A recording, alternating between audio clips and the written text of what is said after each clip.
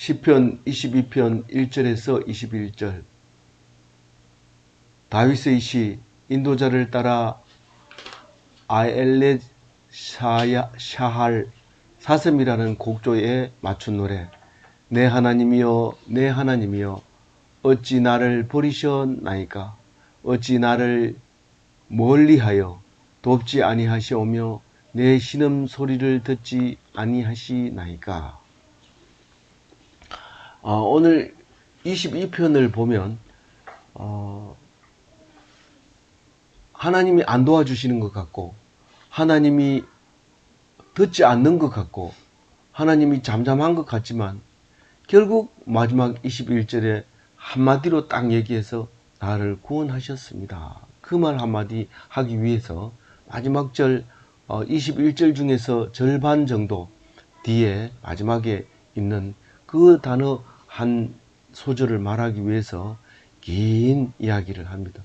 중요한 이야기는 숨어져 있어요. 중요한 이야기가 드러나지 않는 경우가 많습니다. 금광에 가서 금을 캘 때는 금이 거의 안 보입니다.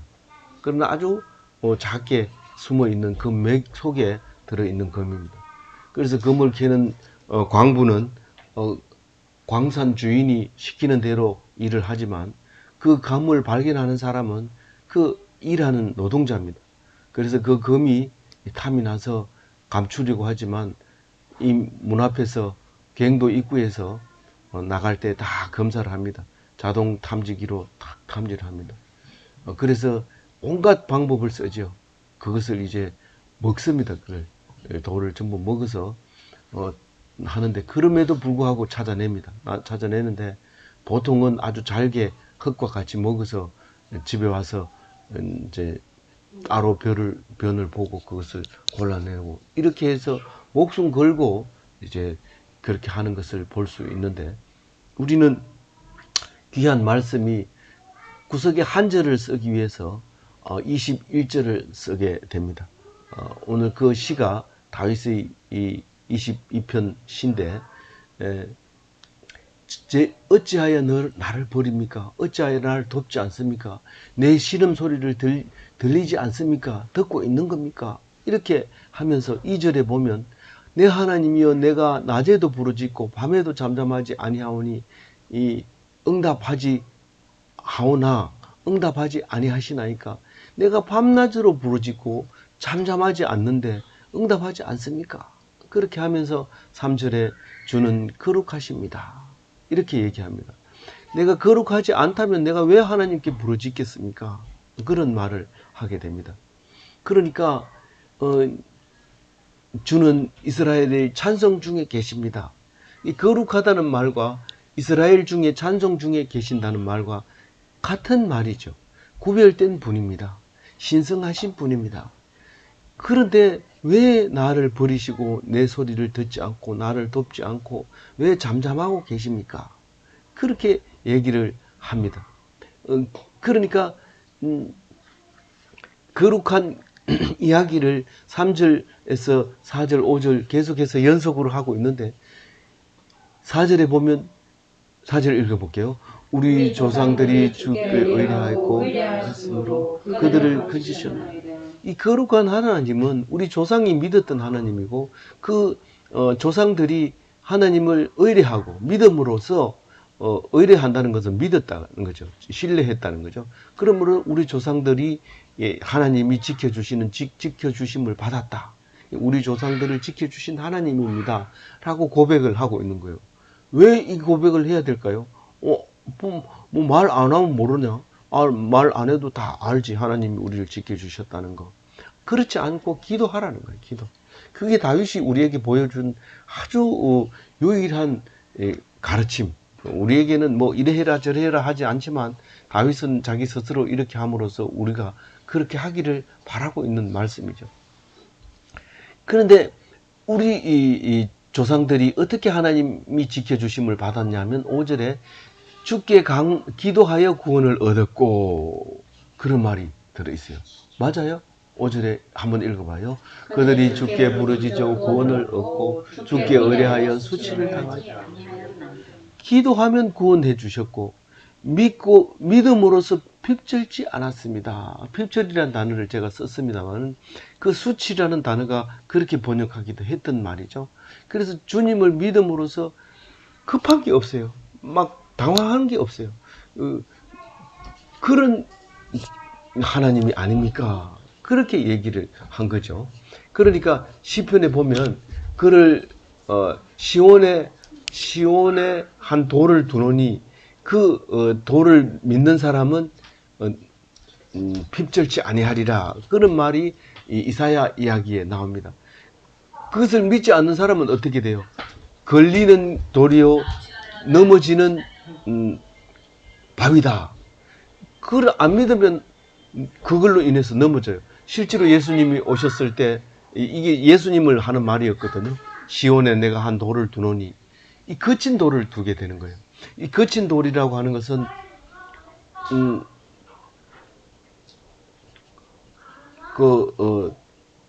안 닫아도 돼요. 열어놓으면 애들이 들으면서 같이 장난치고 있지만 소리가 들리면 예배 드리는 거예요. 네, 그래서 열어두시고 신경 쓰지 말고 말씀에 집중하세요. 그러면 애들이 다 들어요.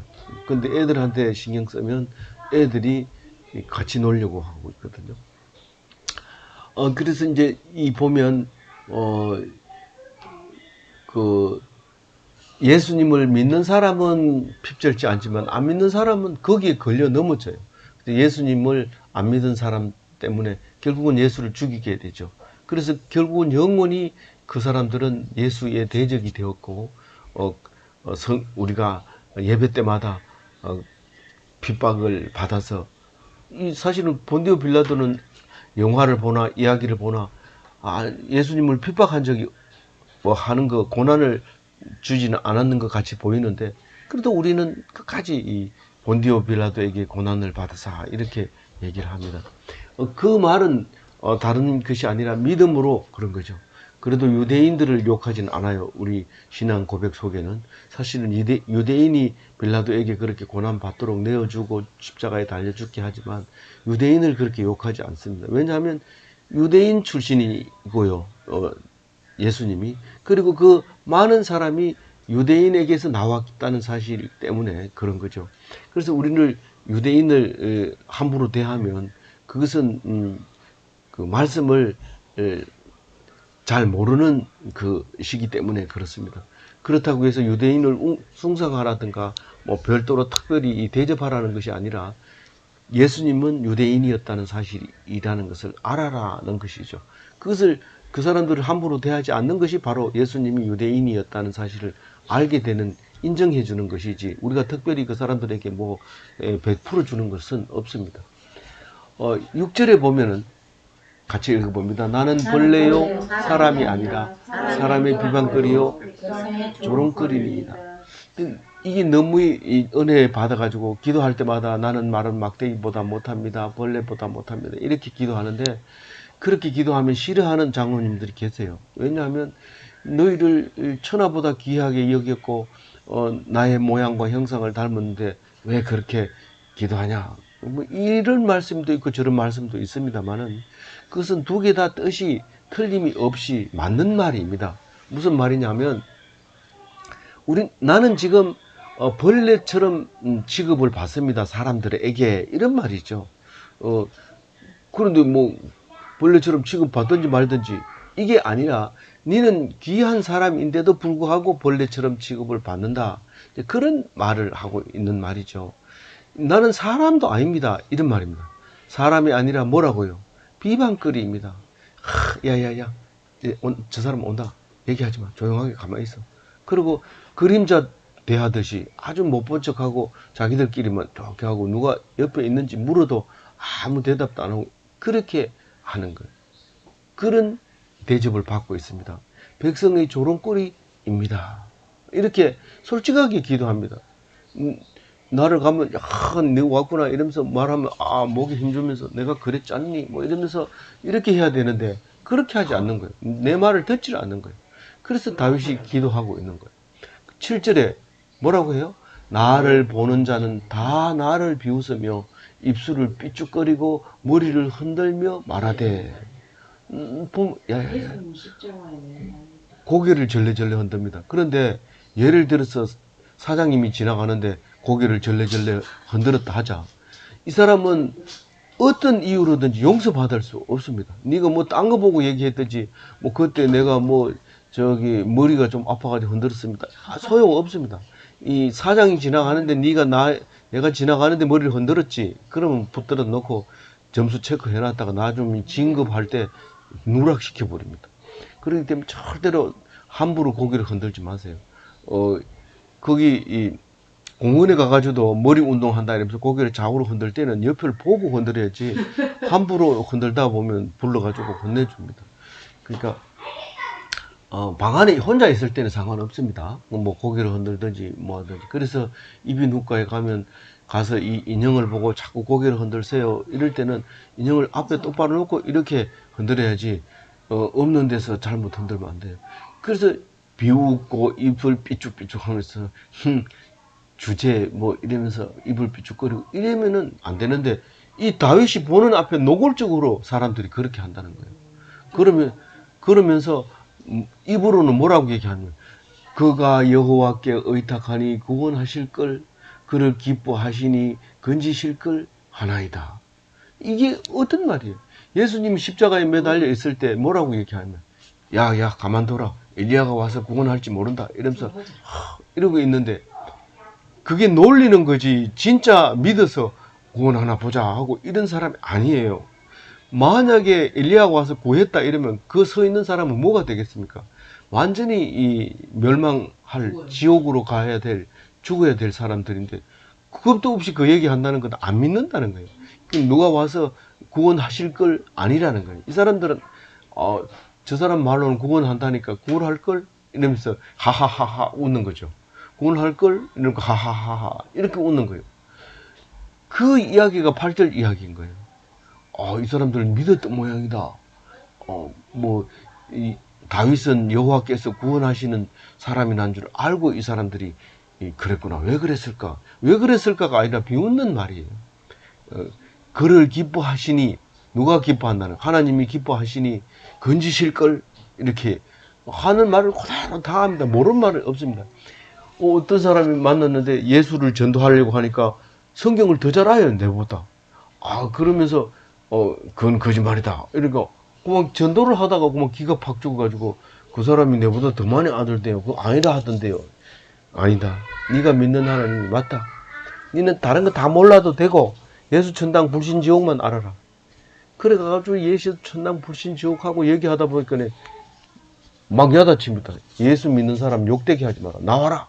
이러면서 조용하라 이러면서 예수는 그렇게 믿는 거 아니라 거룩하게 근엄하게 남들 앞에서 점잖게 믿어야 돼. 이렇게 얘기할 때 기가 죽습니다. 그러나 나중에 알고 보면 용감하게 서울역 앞에서 현수막 들고 큰 소리로 예수 천당 불신 지옥 아침부터 저녁까지 계속 소리 지른 사람이 상을 받는다는 거. 점잖게 앉아 있었던 사람은 네가 전도를 누구에게 얼마나 했냐. 그러면서 여기 따로 서라. 이래서 벌 받게 되는. 천국 가서 벌 받으면 얼마나 쪽팔릴까요? 근데 천국 가서 하나님이 알아보고 네가 나를 그렇게 대접했잖아. 이러면 너무 기뻐하죠. 그래서 천국 가서 기쁜 하나님을 만날 거냐 아니면 거기서 힘들게 만날 거냐. 그게 우리에게 관건이죠. 9절을 읽어봅니다. 오직 주께서 나를 모태에서 나오게 하시고 내 어머니의 젖을 먹을 때 의지하게 하시고. 나는 모태에서부터 하나님 믿었어. 그게 아니고 내 뱃속에서 하나님이 나를 태어나게 했다. 그 말은 내 모태에서부터 하나님이 나를 봐주고 체크해주고 했다는 거예요. 그럼 1절 말씀하고 완전히 딴판이죠. 원망을 하다가 9절에 와가지고 벌써 마음이 싹 달라집니다. 기도 조금만 해도 하나님이 나를 보고 계신다는 걸 알게 됩니다. 기도를 안 하니까 그걸 못 보는 거죠. 기도를 하는 순간 하나님이 나를 딱 찾아오셔서 네가 태어날 때 내가 태어나게 했대. 이 9절이 그겁니다. 그걸 알아들었다고 얘기합니다. 그러면서 내 어머니 젖을 먹을 때에 의지하게 하셨나이다. 벌써 젖을 먹으면서 엄마가 젖 안 주면 어떻게 하지? 그리고 미리 웁니다. 젖을 먹으면서 막 웁니다. 니 왜 우니? 엄마가 이 젖을 주고 어디 멀리 갈 것 같았어요. 그렇게 한 게 아니고 그냥 그 젖 먹고 엄마 고마워요. 감사합니다. 하나님 엄마 주셔서 이러고 먹고는 콜콜 잡니다. 엄마는 없는데 그래도 안심하고 잡니다. 그게 하나님을 의지했다는 거예요. 자기가. 그리고 없을 때는 울지만은 곧 어머니가 와서 젖을 물려주는 것을 자기가 경험했다, 뭐 그런 말을 하고 있는 것처럼 그 구절을 읽은 거죠. 그래서 내가 하나님을 선택한 것처럼 교회 가가지고 뭐 누구 집사 왜 그래요? 이러면 내 교회 좀 나올래 했더니 안 되겠네. 안 나와. 그 목사는 안 나와 이런데도 그게 아니고 뭐 이렇게 안 하고 가만히 있는 거예요. 네가 지금 나를 무시했어 이러면서 교회 안 나가는데 안 나가면 누구 손해입니까? 자기 손해죠. 뭐 목사도 뭐 말을 잘못해서 손해 볼 수도 있긴 하지만 다른 사람 더 돈 많은 사람 보내가지고 헌금 더 많이 하게 할 수도 있어요. 그 하나님이 그렇게 한다는 거예요. 뭐 그런 그 얘기하는 거. 10절에 읽어봅니다. 10절 읽었죠? 네, 11절 시작. 안 읽었어요? 내가 날 때부터 주께 맡긴 바 되었고 너에서 나올 때부터 주는 나의 하나님이 되셨다. 이 구절 말씀을 다시 반복해서 확인하는 거죠. 내가 날 때부터 하나님이 맡겼으니까 하나님 마음대로 만들었지 내가 안 맡기게 하나님한테 맡길 수 없어요. 불안해요. 뭐 이러니까 그 뱃속에서 죽을 수밖에 없죠. 근데 딱 하나님께 맡겼으니까 세상에 태어났어요. 이 이야기는 가장 많이 자세하게 한 게 어디서 나와요? 욥기에서 나옵니다. 욥기에서 그게 이제 하나님이 이 모태에서부터 아버지와 어머니를 만나게 하고 그래서 거기 생기게 하고 그리고 10달 동안 뱃속에서 크게 하고 그리고 다시 낳게 하고 그렇게 하는 거죠. 11절 읽어봅니다. 나를 멀리하지 마옵소서. 환난 날이 가까우나 도울 자가 없나이다. 생각해보면 내일 아침에 당장 빚쟁이가 올 것 같은데 이거를 어떻게 합니까? 환난 날이 가까이 오고 있는데 나를 도울 자가 없습니다. 아침에 일어나 보니까 쌀 한 가마니가 문 앞에 와 있어요. 그거 뭐 누가 줬느냐 이러고 막 찾으러 다니는데 찾을 필요 없어요. 그냥 있으면 먹으면 돼요. 거기 찾아가지고 어떻게 한다는 거예요? 뭐 안 돼. 있으면 하나님 주셨구나. 감사합니다. 먹고 나면 내가 뭐 어디 갖다 놓으려고 해놨는 걸 왜 네가 먹었니? 막 이러더라도 그때 또 뭐 야단치면 얻어맞고 그러면서 이제 살아가는 거죠. 그래서 하나님께 그렇게 기도하는 거예요. 나를 도와줄 사람이 없습니다. 당장 지금 닥친 일을 어떻게 감당합니까? 이렇게 기도합니다. 12절에 그 빚쟁이가 얼마나 많은지 보세요. 많은 황소가 나를 에워싸며 바산의 힘센 들소들이 나를 둘러쌌으며 이 많은 황소라고 하는 것은 힘센 사람들이 내가 이길 수 없는 사람들이 억울하게 나를 공격하는 것을 말하는 거죠. 이 소가 이렇게 공격할 때는 왜 내 꼴을 먹어야 될 꼴을 네가 밟어 이러면서 박을 수도 있겠지만은 거의 대부분 왜 박히는지도 모르고 소에게 박혀가지고 그냥 주인한테 약 사달라고 떼쓰고 막 이런 일이 생깁니다. 특히 바산에 힘센 소들은요 잘 먹고 살이 쪄가지고 툭툭한다. 그런데 다윗같이 뭐 양을 치느라고 힘이 없을 때 소가 오면은요 부딪혀 놓으면 뭐 진짜로 바짝 말랐는 게 뭐 소가 부딪혔는지 한번 이래 들이받고는 다시 박을 생각도 안 합니다. 그렇게 있는데 특히 바산이라는 말은 물론 힘센 소를 나타내기 위해서 그랬지만 또 그쪽 저기는 그 이스라엘을 공격하는 공격 원수들이 많이 살고 있었어요. 여기가 어디냐면 그 헬몬산 밑에 넓은 덜, 헬몬산에서 내려온 물이 여기 바산 덜을 덮여서 잘 삽니다. 지금은 아주 네 땅이냐 내 땅이냐 가지고 싸우기 때문에 아주 곤란한 땅인데 그 이름이 골란 공원입니다. 13절 읽겠습니다. 내게 그 입을 벌림이 찢으며 부러지는 사자 같다. 이 사자 중에는 이빨 빠진 사자도 있고 어린 사자도 있습니다. 근데 이 젊은 사자는 입을 딱 벌리고 어르렁거리면서 딱 잡으면 그냥 한쪽 발을 밟고 찢으면 발뚝이 떨어져 나가고 목이 떨어져 나가고 그냥 가작가작 하면 이 머리가 조금 약한 사람은 다 부서져 버리고 맙니다. 그냥 한 입에 먹어버리죠. 그런 사자같이 딱 나타나면 벌써 이 사자는요, 어릴 때 그림으로 안 가르쳐 줘도 사자를 보는 순간 알아요. 그래서 제자리에 앉아가 절여버리죠. 절인다는 것은 오줌을 팍 싸고 똥 싸고 이렇게 하는 것을 절인다고 그러는데, 보는 순간에 바로 절여버리는 거죠. 질이. 14절을 읽어볼게요. 나는 물같이 쏟으며 내 모든 뼈는 어그러졌으며 내 마음은 밀랍 같아서 내 속에 녹았으며. 이 이야기는 뭐 우리가 한번 읽어봐도 알죠. 이 물같이 그냥 흘러버리는 거예요. 흐물흐물해져 버리는 거예요. 대적이 나를 물로 봅니다. 이런 뜻이나 마찬가지죠. 네가 나를 물로 보나? 그래, 물로 본다. 못 일어나면 물이 맞는 거고 일어나면 물이 아닌 거예요. 그 뼈가 부스러지고, 뼈가 뭐 그냥 부스러지니까 일어날 수 없죠. 뼈가 있어야 이렇게 딛고 일어나는데 마음속은 녹아내립니다. 흘러내립니다. 이 표현은 많은 곳에 나와요. 완전히 녹아내린 밀랍처럼. 이 밀랍은 불을 붙여놓으면 줄줄줄 흘러내리죠.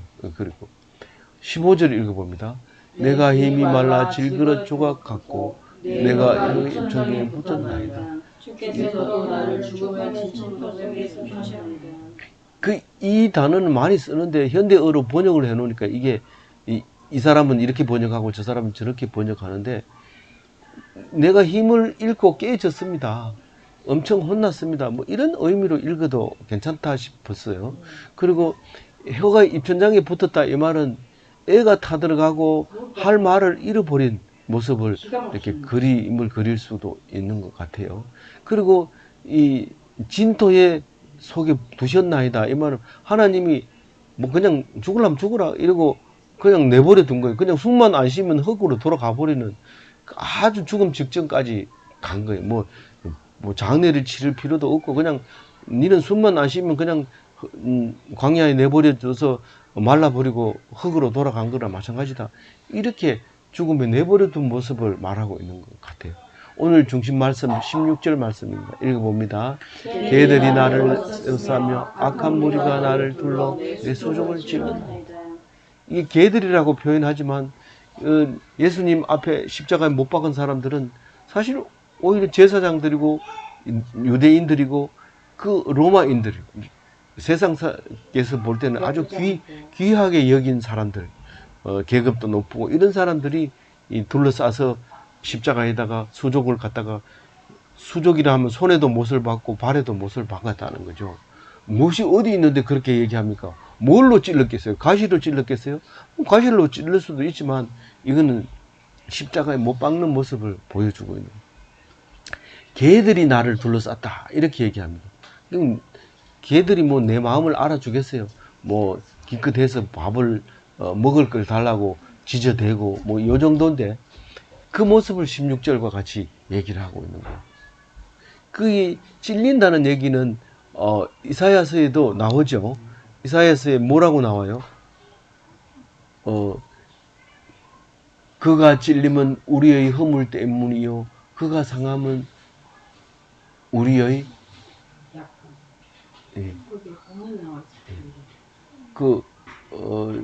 이사야 53장 5절에 있습니다.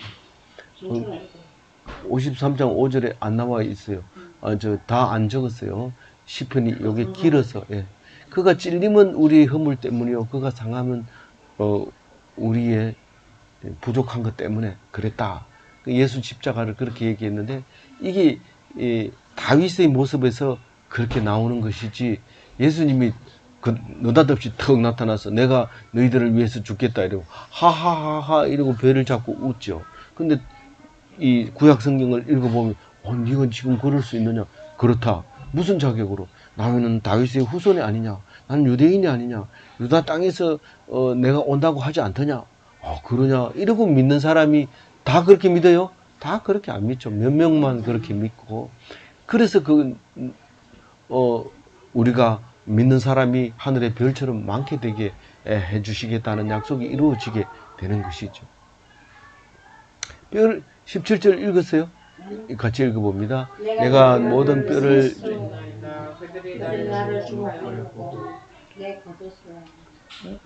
내 뼈를 셀 수 있다는 게 뭔 뜻이에요? 뼈가 앙상해서 몇 개인지, 이 갈비뼈가 몇 개인지 다 알 수 있다는 거예요. 그게 어떻게 바짝 말랐어요. 왜 바짝 말라요? 그 원수들로 인해서 수척해요. 뭐 말랐다 아무리 말로 밥을 적게 먹어서 말르죠. 근데 왜 밥을 적게 먹냐면 밥맛이 없었어. 왜 밥맛이 없어요? 그 사람 생각만 해도.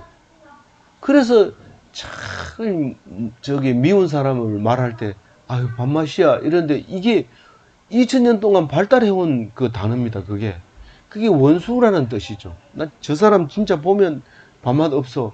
이게 이제 그 밥맛이 없어서 수척해져서 살이 빠지는 거. 그래서 그런 사람이 말하거든. 야, 너 보니까 그 사람 옆에 좀 있어야 되겠다. 왜? 나는 그 사람 보면 밥맛이라니까 왜 그 사람이 있어야 돼?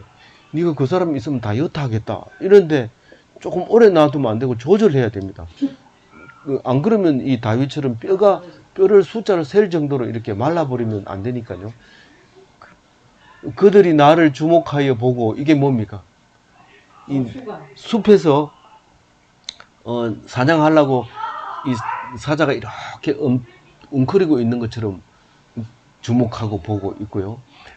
째려보는 거예요. 저거 째려보고 있을 때 말 잘해야 되지. 째려보고 있을 때 가만히 있어야 돼요. 째려보고 있을 때 말 한마디 잘못하면 날아옵니다. 뭐가요? 주먹이 날아오고 몽둥이가 날아오고 이러니까 째려볼 때는 조심해야 돼요. 진짜 기분 나쁜데 째려보는데 이제 혼내줘야지. 이러다 보면 그 사람 때리면 잘 안 맞아요. 왜냐하면 맞을 준비를 하면 공격할 준비를 하고 있기 때문에. 그럴 때는 그냥 가만히 있는 게 제일 좋아요. 째려볼 때는. 도망가야 되는데 째려보면 겁이 나서 도망도 잘 못 가요. 도망가면 잡으려고 준비하고 있기 때문에. 그들이 나를 주목하여 보고 18절 읽어봅니다. 겉옷을 나누며 속옷을 제비 뽑나이다. 이게 뭘까요? 나를 묶어놓고 그냥 옷을 뺏겨 가는 거예요.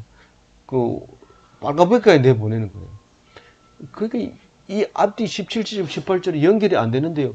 연결이 되든지 안 되든지 이 말씀을 읽으면 예수님이 십자가 앞에서 이 말이 생각날 거다.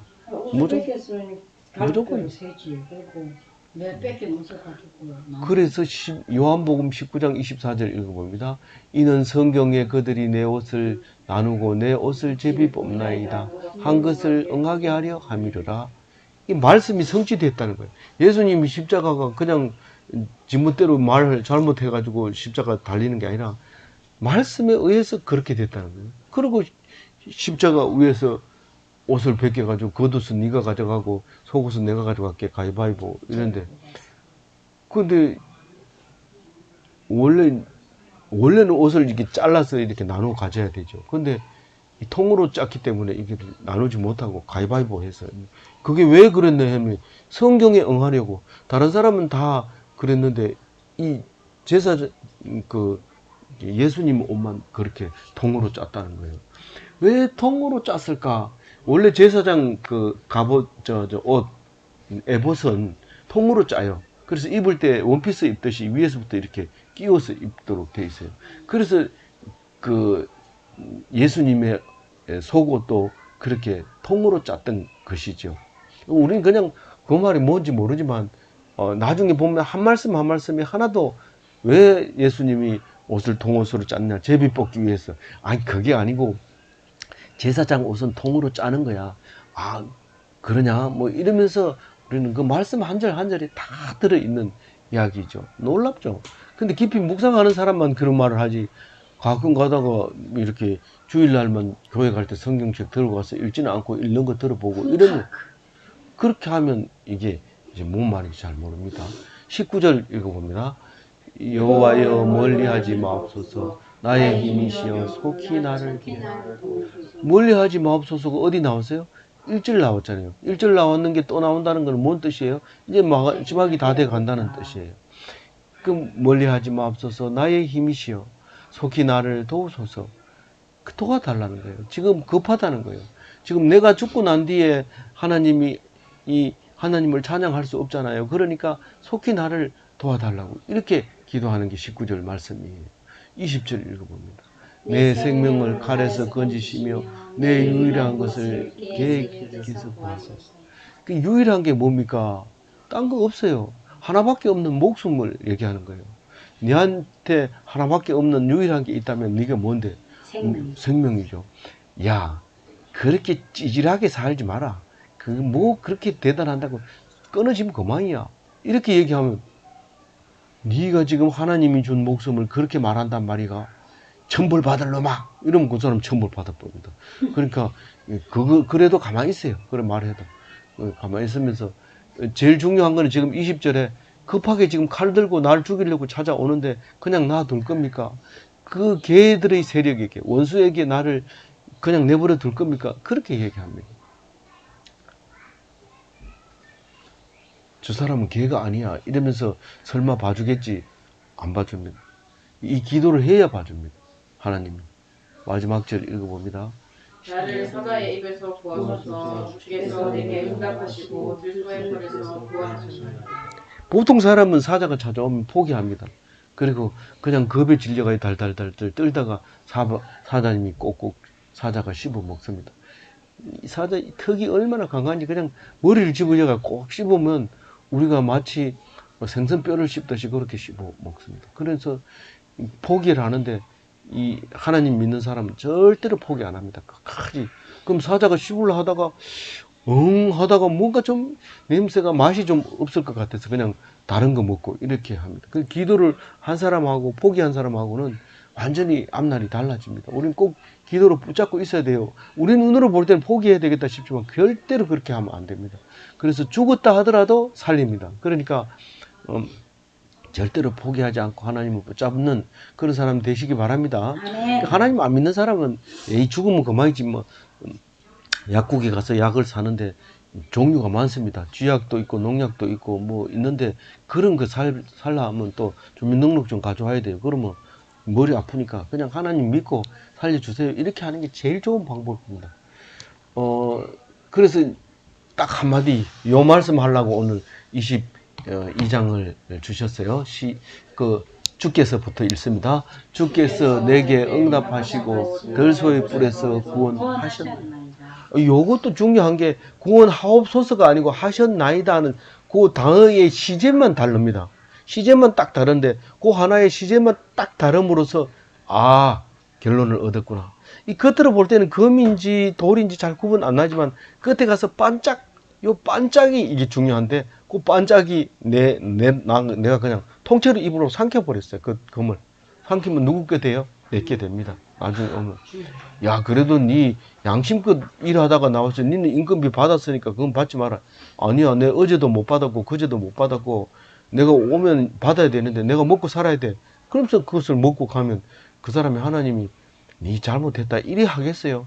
내가 너 뱃속에 있는 거 지켜줘서 항문으로 나오게 해야 돼. 그 뱃속에 계속 있으면 니는 죽을 수도 있어. 근데 내가 쫙 순조롭게 빼줬어. 이래. 하나님 감사합니다. 오늘 이 금을 찾을 수 있게 해주셔서. 그래서 요강을 씻으면서 기뻐하는 그 모습을 볼 수 있게 되는 거죠. 그래서 들소들의 뿔에서 구원하시고 나의 기도를 들어주신 하나님. 그 응답을 받는 오늘 하루가 되시기 바랍니다. 네. 기도하겠습니다. 하나님 감사합니다. 오늘 주님 주신 주일날입니다. 우리가 예배당에서 많이 모여서 성가대가 찬양하고 빵빵 터지는 에어컨과 빵빵 터지는 스피커 소리 앞에서 예배드리지 아니하고 우리가 함께 소수가 모여서 드리게 되게 해주심을 감사합니다.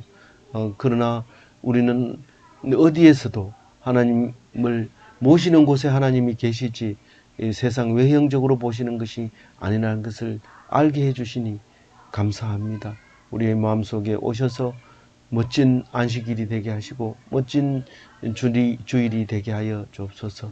주님께서 부활하신 주일날 새벽 우리를 기억하면서 오늘 하루를 지나게 하여 주옵소서. 감사하옵고 우리 주 예수 그리스도 이름으로 기도 올리옵나이다. 아멘.